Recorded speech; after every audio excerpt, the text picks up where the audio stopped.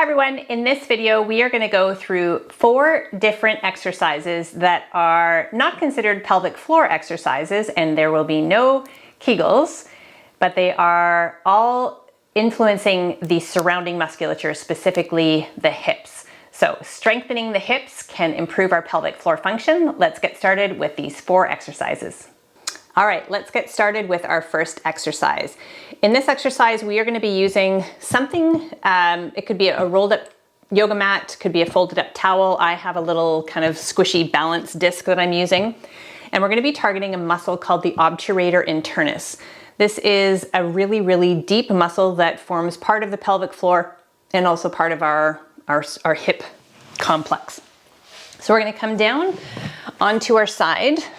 You're going to rest your head in your arm here, and you want your leg, your hip, to be at a 90-degree angle and your knee at a 90-degree angle as well. And you're going to put whatever it is that you have underneath that knee. Your back knee here is going to open up a little with the foot planted, and we don't want the hips completely stacked, but you want to open that up as much as you can. You're going to feel that in the back glute to help stabilize you.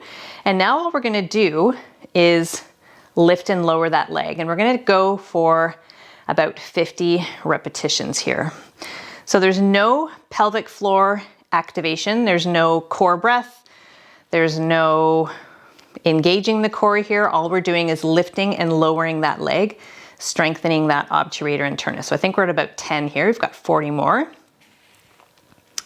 Nice, slow, controlled movement. Making sure that back foot here is staying flat on the ground.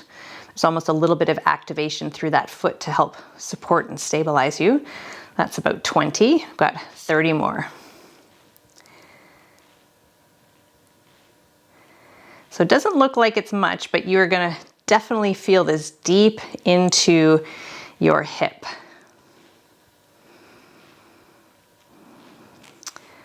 Okay, let's do 20 more. I am famous for not having an exact count. I usually talk through my exercises, so it's always a bit of an estimate. So that's about 10. We've got 10 more.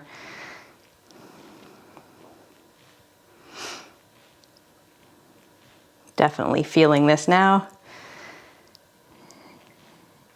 And last one. Okay, now we want to switch and do the same thing on the other side.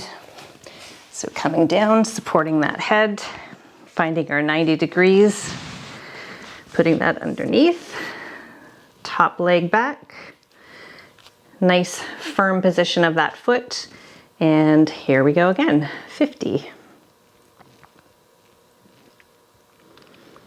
So pelvic floor strengthening or fitness does not always have to involve Kegel exercises.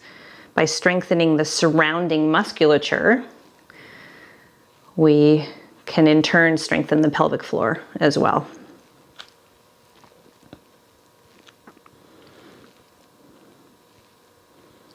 So I think that's about 20, 30 more.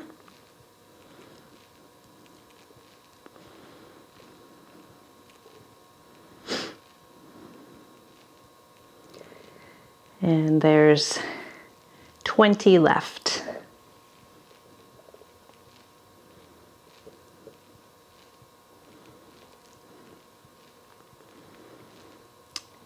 Last 10, hang in there. I'm definitely feeling that deep in my hip.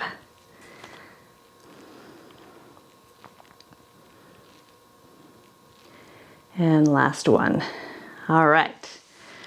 Moving that off to the side. Now we're going to move into a clam exercise. So we're going to be in a similar position onto our side. If you have a resistance band or a loop band, we are going to use that. You don't have to have this. It's just adding a little bit of extra resistance. So your hips are about a 45-degree angle. Your knees are about 90, and you want your heels to be in line with your bum.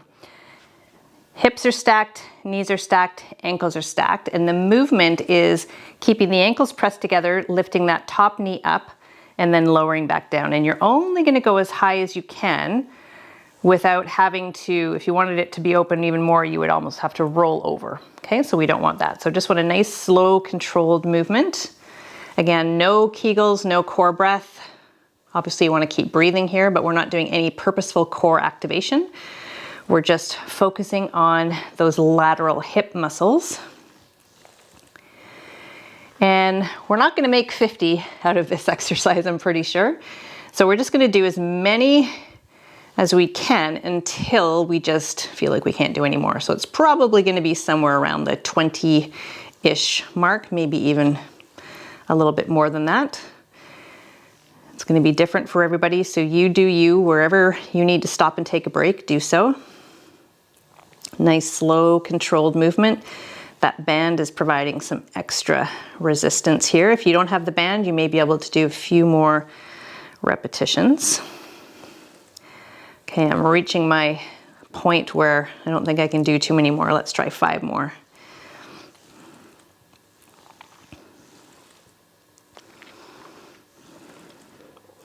And last one. Okay, let's switch. Do the same thing on the other side.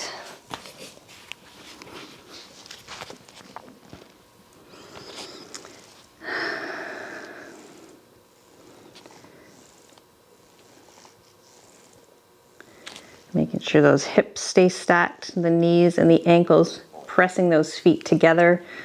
So you want to make sure you're not opening up here. So keep those feet pressed together. Just open that top knee.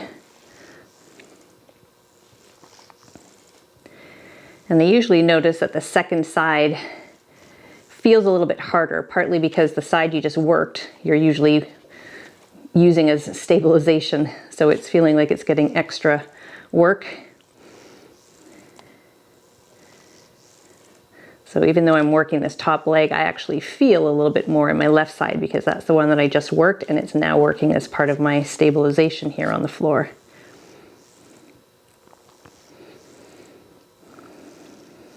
Checking in with your breath, making sure you are not holding it. So just breathe however feels natural to you here. Getting near my end zone, feeling it here now. I think I've got about 5, maybe 8 more.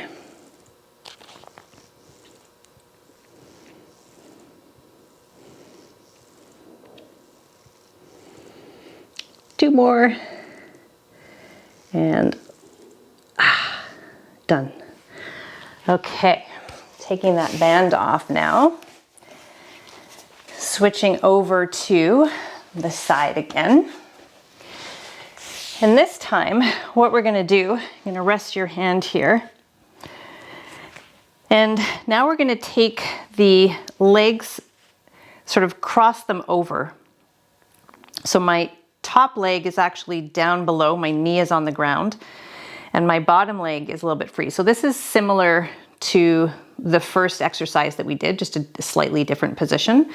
And now we're lifting and lowering that leg. We're gonna try again for 50. Because we've been working a lot of deep muscle already, let's see if we can make it. Nice, slow, controlled movement here. Using this knee, your top knee is on the ground, using that for some support, so you're pressing into the ground. That's about 10 reps.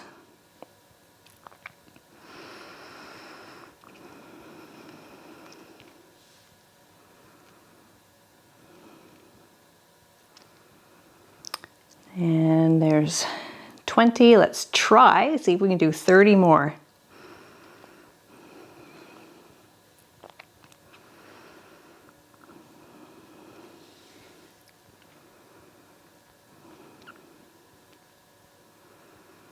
Okay, last 20, we're over halfway. Definitely feeling this. How about you? Feeling the burn? Really, really deep into those hips. Not an area that we target all that much. Nice to get into some more precise, kind of deeper exercises. Let's do 10 more. 10-10. Feeling it.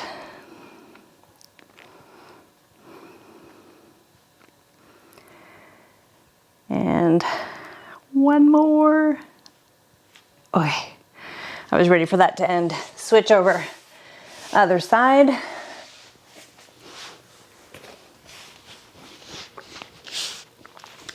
So crossing so that the top knee goes down, using that knee for some stabilization and support. Our bottom knee now, we lift and lower.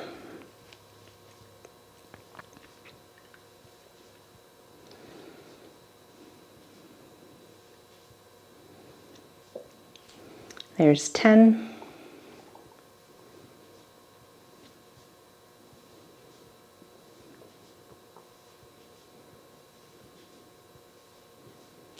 There's 20.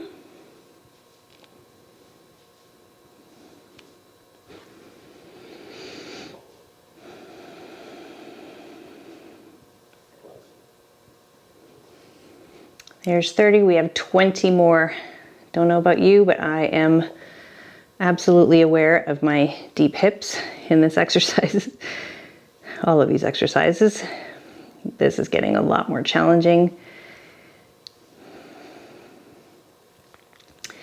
And last 10.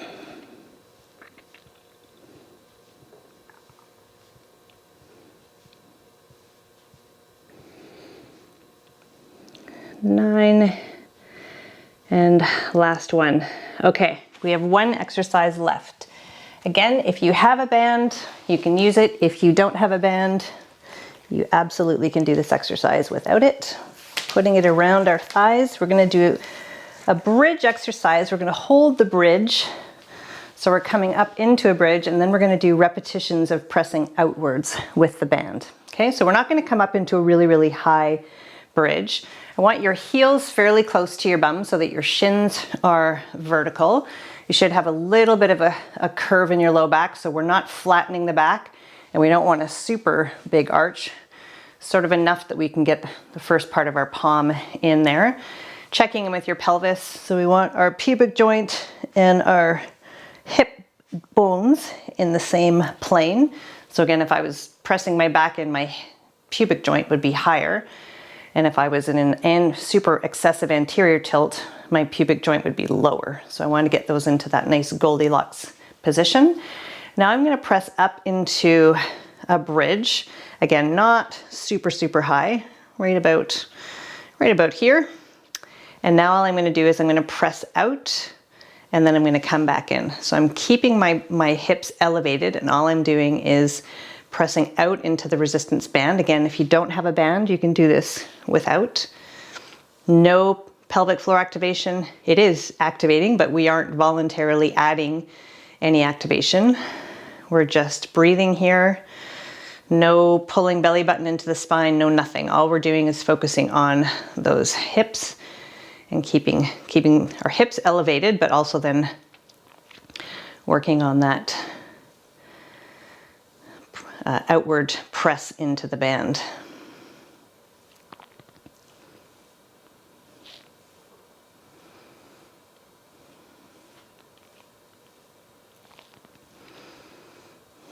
So again, I'm just going to do as many as I can here until I feel like I need to take a break. Starting to get there after all that other work. So I think I got about 10 more here, and then we will be done.